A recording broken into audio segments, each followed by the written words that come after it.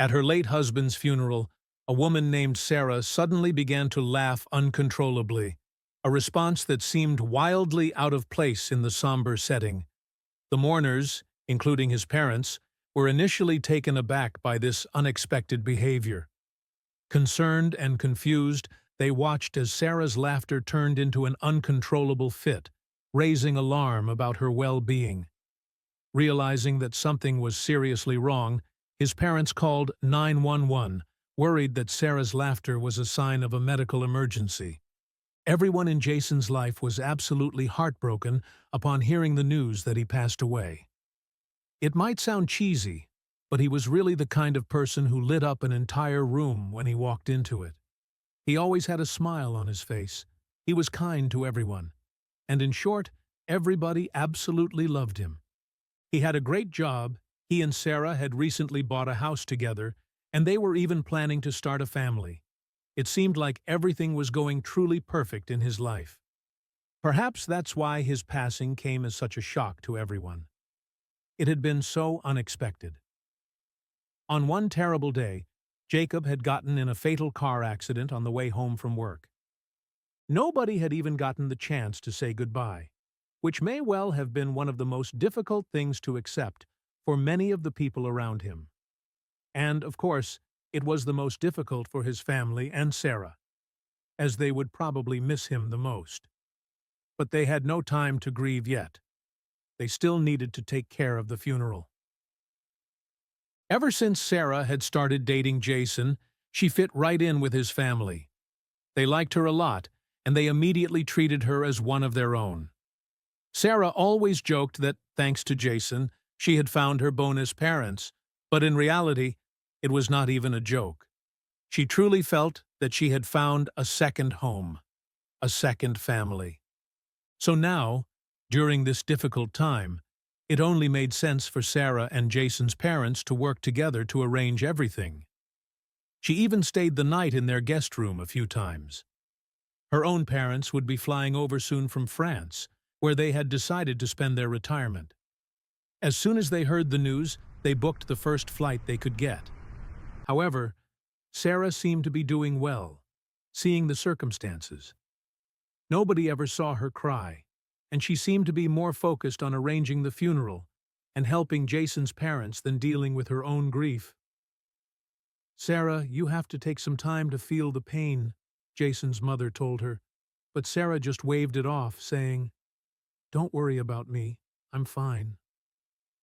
Pretty soon, others started noticing this about Sarah as well. She seemed to be keeping herself at a distance from the whole thing, and she kept herself busy with the arrangements.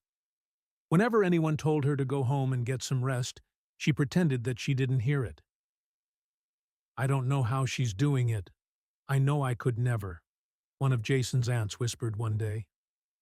Despite all of the advice from friends and family to take it easy, Sarah fought her way through it all without any issues. She seemed to be doing perfectly fine, and if one didn't know, one would never assume that the love of her life had just tragically passed away. But then, the day of the funeral finally came. She seemed fine. It was a sunny day, and as all the guests gathered in the hall, some of them smiled and said, "Of course, the sun is shining. This is exactly how Jason would have wanted it." Despite it being a terribly sad day, they knew that this was true. Jason always knew how to make even the worst things a bit more positive and hopeful. The people close to him decided to honor him by doing the same at his funeral. It was a time of mourning, yes, but they were going to do it the Jason way. So Sarah and Jason's family had prepared a short speech for each of them to read, followed by one of Jason's favorite songs. They had done it with much love, and they knew it would be a beautiful funeral. When all the guests had arrived and everyone was in their seats, the funeral officiant stood at the front of the room and began the opening speech. Sarah and Jason's family were sitting in the front few rows, and most of them were crying already. But not Sarah. She still seemed perfectly fine, despite everything that was going on. Jason's brother stood, his voice quivering slightly as he began. I remember when we were kids, Jason always led our wild explorations in the backyard, he said, a small smile appearing through his tears. He'd pretend we were on grand adventures, facing dragons and discovering hidden treasures. He never lost that sense of adventure, even as an adult. The memory brought a ripple of gentle laughter through the mourners. Jason's mother, her voice soft yet clear, shared, Jason had this incredible ability to light up a room. Even as a child, he'd always find a way to make you smile, especially when you needed it most. She recounted stories of his selfless acts and the kindness he spread. His heart was as big as his smile, she concluded, her eyes glistening with both sorrow and pride. Jason's father rose, his demeanor reflecting a mix of grief and honor. "My son accomplished so much," he began, "not just in his career, but in the way he lived his life. He was a man of integrity, passion, and love. The kind of man you hope your son grows up to be." His words carried a weight of unspoken stories and deep admiration. Jason's siblings together shared a series of anecdotes. "Remember when Jason tried to bake a cake and ended up with more flour on himself than in the bowl?" One chuckled. Another added, "Or the time he accidentally dyed his hair green before a big date?" Their stories, full of warmth and humor, momentarily lifted the heavy air, reflecting Jason's own spirit. The hall filled with the sound of Jason's favorite songs. Each melody seemed to carry a piece of him, from the upbeat tunes he'd sing along to in the car to the gentle ballads he loved. The music, a mix of joy and melancholy, echoed the complexity of memories and emotions in the room, binding everyone in a shared experience of remembrance and love. Sarah slowly stood up, her movements deliberate as she walked towards the altar. Her eyes, normally bright and expressive, were now clouded with a depth of sorrow. The solemn crowd watched in silence, their eyes fixed on her. She reached the altar, her hands lightly trembling as she adjusted the microphone, preparing to share her heart in the midst of overwhelming grief. Standing before the gathered mourners, Sarah paused. She closed her eyes for a brief moment, taking in a deep, steadying breath. Opening her eyes, she scanned the room, her gaze touching upon the faces filled with shared sorrow. This moment of stillness seemed to stretch, as if she were drawing strength from the collective presence of everyone who loved Jason. Sarah's expression was solemn, a stark reflection of the storm of emotions churning within her. She clasped her hands in front of her, grounding herself. Her posture, upright and composed, belied the inner turmoil she was battling. She exuded a quiet strength, a testament to the love and resilience that her relationship with Jason had fostered within her over the years. For a moment, Sarah stood in silence, her eyes gazing downward. The entire room held its breath, sharing in her moment of contemplation. It was as if she were searching for the right words, the perfect tribute to encapsulate a love that was too vast to be confined to mere words. This silence spoke volumes, echoing the depth of her loss and the reverence she felt. Gently lifting her head, Sarah began to speak, her voice soft yet clear. "Jason was not just my husband. He was my best friend, my partner in every aspect of life," she started, her voice tinged with emotion. "We shared dreams, laughter, and an endless journey of love. Today I stand here to honor his incredible spirit and the beautiful life we built together." "Jason was," Sarah's voice faltered as she corrected herself, a poignant reminder of the harsh reality she faced. Her eyes briefly closed, pained by the slip, a simple word underscoring the irreversible change in her life. The crowd empathized with her struggle, a collective heartache filling the room at the recognition of her loss, so starkly put into words. Continuing, Sarah grappled with her tenses, often starting in the present before sorrowfully shifting to the past. He laughed in a way that she stumbled. Each correction was a stark reminder of Jason's absence, her words weaving a tapestry of memories that were vivid yet painfully distant, her speech a mirror to her internal battle between memory and reality. Jason's love was a constant source of strength, Sarah spoke, her voice steadier. He had this remarkable way of making everyone feel valued. She shared stories of their life together, each anecdote a testament to Jason's loving nature. Her words painted a picture of a life deeply shared, a bond that transcended the ordinary, echoing the profound impact he had on her life. Mid-speech, Sarah paused, taking a deep, quivering breath. Her eyes glanced at the assembled mourners, seeking a moment of reprieve. This pause was more than a search for words. It was a brief respite in her emotional journey, a chance to gather the pieces of her shattered heart and continue the homage to the man she loved more than words could express. Drawing strength from an inner reserve, Sarah resumed, her voice laced with a mix of determination and fragility. "Despite everything, I know Jason's spirit lives on," she said, her tone reflective. Her words flowed, a brave front against the overwhelming tide of grief. It was a testament to her love for Jason, pushing through the pain to honor his memory in the presence of those he cherished. As Sarah spoke, her face suddenly contorted, a visible sign of the grief she had been holding back. Her eyes, brimming with unshed tears, reflected a deep well of sorrow. The muscles in her jaw tightened, and her hands clenched the sides of the podium. It was clear that the emotional weight she carried was reaching a critical point, yet the tears wouldn't come. Her voice broke as she struggled to continue. "Jason's love was, she stammered, each word seeming to take immense effort. Her struggle was not just with language, but with the overwhelming tide of emotions that threatened to spill over. Her attempts to speak were interspersed with long pauses, each silence heavy with unspoken pain and memories. The audience, empathizing deeply with her pain, anticipated the moment Sarah would finally release her tears. But as she tried to speak again, her reaction veered in an unforeseen direction.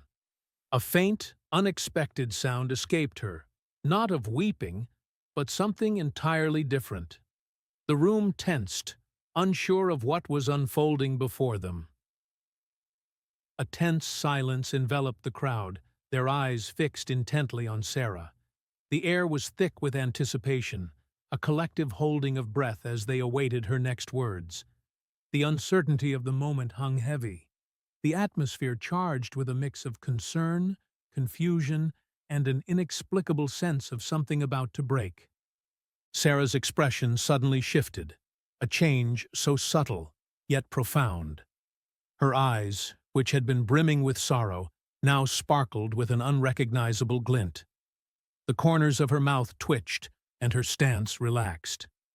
It was as if an internal dam had been breached, signaling the onset of a reaction that no one, including Sarah herself, could have anticipated. From Sarah's lips came a soft chuckle, incongruent with the solemnity of the occasion. The sound, light and tentative, rippled through the room, leaving a trail of bewilderment. Some guests exchanged puzzled glances, wondering if they had misheard, while others looked on in confusion, uncertain how to react to this unexpected turn of events. The chuckles grew in volume and frequency, evolving into a clearer, more pronounced laughter. It was a sound that seemed out of place amidst the grief-stricken ambience of the funeral. The audience sat in a state of perplexity, their expressions a mix of astonishment and concern. The laughter, though disconcerting in its context, had a genuine quality that was hard to overlook. The juxtaposition of laughter in a time of sorrow was striking. Sarah's laughter, now unrestrained, filled the room, creating a surreal atmosphere. The guests, caught between the solemnity of the occasion and the unexpected display of mirth, were unsure how to respond. It was a moment that defied the conventional norms of grieving, leaving the mourners stunned. Sarah's laughter escalated, her entire body shaking with the force of it. It was a laughter that seemed to consume her, uncontrollable and liberating. Her face, previously etched with grief, now was alive with an inexplicable joy.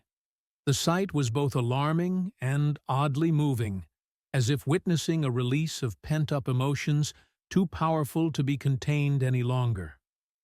The laughter now became loud and uncontainable, echoing through the hall. It was a raw, unfiltered outburst of emotion, breaking the conventional boundaries of mourning. Sarah stood there, laughing heartily, tears mingling with her laughter. The crowd, initially stunned, began to react in various ways, some with discomfort, others with hesitant chuckles, reflecting the complex tapestry of human emotions in the face of grief. The funeral officiant, with a compassionate expression, approached Sarah, extending a gentle hand of comfort. Surrounding her, close friends and family members joined in, murmuring words of consolation. Their attempts, filled with warmth and concern, seemed to barely reach Sarah amidst her laughter. It continued, a stark and jarring contrast to the somber, tear-streaked faces of the mourners around her. Their efforts, filled with empathy and concern, were met with the unrelenting echo of her laughter, painting a surreal picture in the solemn setting. Sarah's mother, her face a canvas of worry, hastened to her daughter's side, her hands trembling as she reached out. Beside her, Jason's mother, equally distraught, whispered words of love, her voice cracking with emotion. They stood together, united in their concern, yet unable to penetrate the bubble of hysteria that enveloped Sarah. Their expressions, a mix of confusion and helplessness, reflected their inability to grasp the nature of Sarah's response in this moment of profound sorrow. Guided by an inexplicable impulse, Sarah moved towards the casket. Her laughter, now a resonant, uncontrollable force, filled the room, creating a surreal contrast against the solemn backdrop. The sight of her, laughing in front of Jason's final resting place, seemed almost irreverent, yet it was clear that her laughter was not one of joy, but a complex, emotional outburst rooted in something deeper and far more poignant. The guests, a diverse assembly of friends and family, looked on with a mix of astonishment, concern, and for some, a tinge of disapproval. The air was thick with whispered speculations and exchanged glances as people grappled with the unexpected turn of events. The laughter, so out of place in the traditionally somber setting, left many unsure of how to react, their expressions fluctuating between empathy and discomfort. Amidst the confusion, a guest, who had been observing Sarah closely, approached Jason's parents. His face wore an expression of serious concern as he leaned in to share his thoughts. "I think this might be something more than grief," he suggested quietly, his voice underscored with worry. His words, spoken with a hint of urgency, seemed to strike a chord with them, prompting a rapid and decisive response. In a hushed tone, the guest shared his insights with Jason's parents. "This might be a psychological reaction, something involuntary," he explained, his eyes reflecting his concern. His observations offered a new perspective on Sarah's behavior, suggesting that her laughter might be a manifestation of something beyond her immediate control, a phenomenon rooted in the complexities of the human psyche under extreme emotional stress. Upon hearing the guest's insight, Jason's parents exchanged a glance that conveyed both alarm and understanding. They quickly nodded to the officiant, signaling the need for immediate action. It was a decision made out of deep concern, a recognition that the situation had escalated beyond their ability to manage, and that professional help was urgently needed. The room's atmosphere shifted palpably as the officiant discreetly made the call for medical assistance. The subtle undercurrent of tension that had been present now surged to the forefront as the reality of the situation settled in among the guests. The decision to call for help underscored the seriousness of the situation, adding a layer of gravity and urgency to the already emotionally charged funeral service. Despite the growing concern and the unfolding chaos around her, Sarah's laughter showed no signs of abating. It continued, loud and seemingly uncontrollable, a striking contrast to the concerned faces and hushed tones of the funeral attendees. Her laughter seemed to exist in its own realm, disconnected from the efforts of those reaching out and the increasing anxiety of the crowd. The arrival of the paramedics introduced a new element to the unfolding drama. Their swift, professional entry into the room brought a heightened sense of reality to the guests. As they made their way through the crowd, their presence was met with a mix of relief and heightened speculation. The guests, already grappling with the unexpected nature of Sarah's reaction, now found themselves wondering about the implications of this emergency intervention. The crowd's response to Sarah's laughter was a tapestry of human emotions. Some guests, perplexed, shared concerned glances, while others tentatively smiled, unsure whether to join in the laughter or not. A few shook their heads in disapproval, unable to reconcile the scene with their expectations of funeral decorum. This spectrum of reactions highlighted the complexity and unpredictability of grief, and how differently it manifests in each individual. The paramedics, with a blend of urgency and gentleness, approached Sarah. They spoke to her softly, their voices a calming presence in the tumult. As they escorted her out of the main hall towards a private room, the guests watched, a hush falling over them. This moment marked a transition from public spectacle to private concern, shifting the atmosphere from confusion to one of solemn anticipation. In Sarah's absence, the room buzzed with whispered conversations. Guests speculated about her condition, with theories ranging from extreme stress to psychological breakdowns. Some shared their own experiences of grief, noting how it can manifest in unexpected ways. This collective theorizing served as a coping mechanism, an attempt to make sense of the emotionally charged and unusual situation they had just witnessed. Gradually, the hall settled into a contemplative silence. The focus shifted from Sarah's dramatic exit to the reason they were all gathered, to honor Jason. People reflected on their memories of him, the love he shared, and the impact he had on their lives. This pause in the proceedings offered a much-needed space for individual and collective grieving, a return to the solemnity of the occasion. As time passed, a palpable sense of anticipation filled the room. Guests sat in a state of suspended conversation, their attention divided between the memories of Jason and the uncertainty surrounding Sarah's condition. Questions lingered in the air, unspoken yet heavily present. What had caused Sarah's laughter? And how would this deeply personal and public display of grief resolve? When Sarah re-entered the room, a profound change was evident. Gone was the hysteria, replaced by a quiet, tear-stained demeanor. Her return brought an immediate hush over the crowd, a collective intake of breath marking the shift. The room, once filled with murmurs and speculation, now lay in a respectful silence, their focus returned to Sarah and the shared experience of mourning. With a newfound solemnity, Sarah approached the podium once more. Her voice, now steadier, carried a depth of emotion that resonated through the hall. The guests listened intently, their earlier confusion replaced by empathy. As she continued her speech, the atmosphere was imbued with a sense of understanding and respect for the complex journey of her grief. As Sarah spoke, tears streamed down her face, a stark contrast to the laughter that had previously filled the room. These tears seemed to release the pent-up emotions she had been holding back, each one a symbol of her love and loss. The sight of her crying openly was both heart-wrenching and cathartic, an honest display of the raw and tumultuous nature of grief. In witnessing Sarah's tears, a collective understanding began to dawn upon the guests. They started to grasp the enormity of what she had been enduring, the laughter seen now as a coping mechanism amidst unbearable pain.